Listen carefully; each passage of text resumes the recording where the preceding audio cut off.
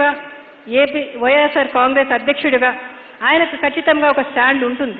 అది కూడా అవసరం. ఇక్కడ మీ అందరికీ కోసం కూడా తను నిలబడాల్సిన అవసరం ఉంది. కాబట్టి మరి అదే సమయంలో వీరిద్దరికీ వేరువేరు విధానాలు ఉండక తప్పదనేది మనకు తెలుస్తుంది. ఎందుకంటే రాజశేఖర రెడ్డి గారి హావభావాలు అయితేనేమి, ఆయన ఆప్యాయతలు అయితేనేమి, మరి ఇద్దరు కూడా వారసత్వంగా పుణికిపుచ్చుకున్న బిడ్డలు జగన్ బాబు, షర్మిలమ్మ అని కూడా చెప్తున్నా. ఈరోజు వాళ్ళు వేరువేరు రాష్ట్రాలకు ప్రజాప్రతినిధులు, వేరువేరు పార్టీలకు, వేరువేరు ప్రయోజనాలకు ప్రతినిధులు. అయినా ఇలాంటి పరిస్థితి వస్తుందని నేను కానీ మీరు కానీ ఎప్పుడూ ఊహించలేదు. కానీ ఎందుకు వచ్చిందో నాకు తెలియదు. కానీ ఏదైనా కూడా దైవ నిర్ణయంగా మంచి కోసం, ప్రజాహితం కోసం దేవుడు జరిపిస్తున్నాడని మాత్రం నేను నమ్ముతా ఉన్నా.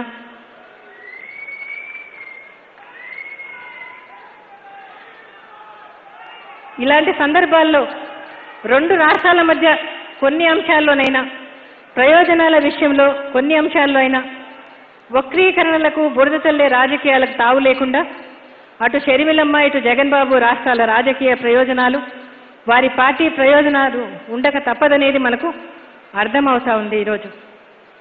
ఇకపోతే మరి జగన్ బాబు ముఖ్యమంత్రిగా తన సత్తా చాటుకొని ఓ మంచి మనసున్న ముఖ్యమంత్రిగా ఇక్కడ పరిపాలన చేస్తూ ఉన్నాడు. ఇక ముందు కూడా మరి మీ అందరి తను చేసిన మంచి పనుల వల్ల, దేవుని దయతో, మీ అందరి సహకారంతో, తిరుగులేని మెజారిటీతో మళ్ళీ రెండవసారి ముఖ్యమంత్రిగా తను ఉంటాడన్న నమ్మకం, విశ్వాసం నాకుంది.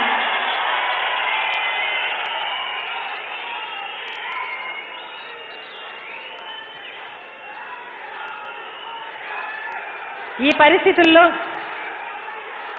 పరిస్థితుల్లో నేను రెండు రాష్ట్రాల్లో తల్లిగా ఇద్దరికి అండగా ఉన్నా, ఇద్దరి మీద విమర్శలు చేసేవారుంటారు. కానీ ప్రజలుగా రాజశేఖర రెడ్డి గారి భార్యగా ప్రజలు ఎప్పుడూ నన్ను యాక్సెప్ట్ చేస్తారు ఎక్కడికి పోయినా కూడా. కానీ కొంతమంది విమర్శ చేసే వాళ్ళు ఉంటారు. కాబట్టి అటువంటి విమర్శలకు తావు ఇవ్వకుండా ఉండాలన్న ఉద్దేశంతో మరి వక్రీకరణలకు, కుటుంబం మధ్య అంతరాలున్నాయన్న ప్రచారాలకు తావు లేకుండా ఈ పార్టీ గౌరవ అధ్యక్షురాలుగా ఉంటూ, ఈ పార్టీ ప్రచారం చేస్తున్నానన్న విమర్శలకు తావు లేకుండా గౌరవాధ్యక్షురాల పదవిలో ఈ పార్టీలో ఇలా కొనసాగటం సరికాదన్న నిర్ణయానికి వచ్చాను. ఎందుకంటే మొన్నటికి మొన్న మనం చూసాం, నేను చెయ్యని సంతకంతో మరి రాజీనామా లెక్క అని సోషల్ మీడియాలో జగన్ బాబుకు వ్యతిరేకంగా రిలీజ్ చేశారు. ఎంత పిచ్చి రాతలంటే, ఎంత జుగుప్సాకరమైన రాతలంటే అవి వాళ్ళకి ఏం అర్థమవుతుందో నాకు తెలియదు. వాళ్ళ దిగుజారుడుతనం కనిపిస్తూ ఉంది, వాళ్ళ కుట్రదారం కనిపిస్తుంది. నాకైతే నిజంగా ఆ లెటర్ చూసినప్పుడైతే నిజంగా నాకు ఎంత బాధ వేసిందంటే అంత బాధ వేసింది. ఈ నాయకులకు కానీ, ఈ రాసే వాళ్ళకి కానీ ఈ కుటుంబం పట్లని కాదు, ఎవరి కుటుంబమైనా తల్లి లేదు, చెల్లి లేదు, ఇక ఆడవాళ్ళు లేదు, ఈ మగవాళ్ళు లేదు, రకరకాల నిందలు, రకరకాల వినకూడని, చేయకూడని మరి మాటలు మాట్లాడడం. మరి నేను చెయ్యని సంతకాన్ని ఎలా రిలీజ్ చేస్తారని కూడా అడుగుతా ఉన్నా. నేను ఇలాంటి వాటికి తావు ఇవ్వకుండా ఉండడం కోసం కూడా మరి ఈ పార్టీ నుంచి నేను తప్పుకోవాలని అనుకుంటా ఉన్నా. ఎందుకంటే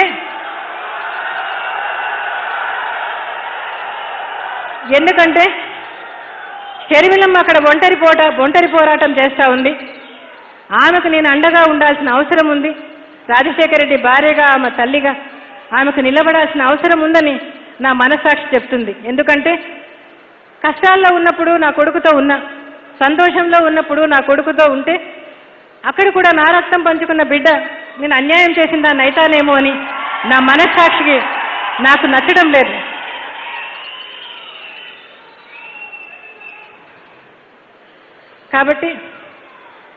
కాబట్టి రెండు విధాల మరి ఎవరికి వివాదాస్పదం, నా ఉనికి ఎవరికి వివాదాస్పదం కాకుండా, అభ్యంతర కారణం కాకుండా ఉండాలనే ఈ నిర్ణయం తీసుకున్నానని కూడా సవినయంగా మీకందరికీ చెప్తా ఉన్నా. ఇందుకు నన్ను క్షమించమని కూడా మిమ్మల్ని అందరినీ కూడా కోరుతా ఉన్నా. రాజకీయం అంటే వక్రీకరణలు, దుష్ప్రచారాలు, వెన్నుపోట్లు ఇవి రాజకీయం కాదు.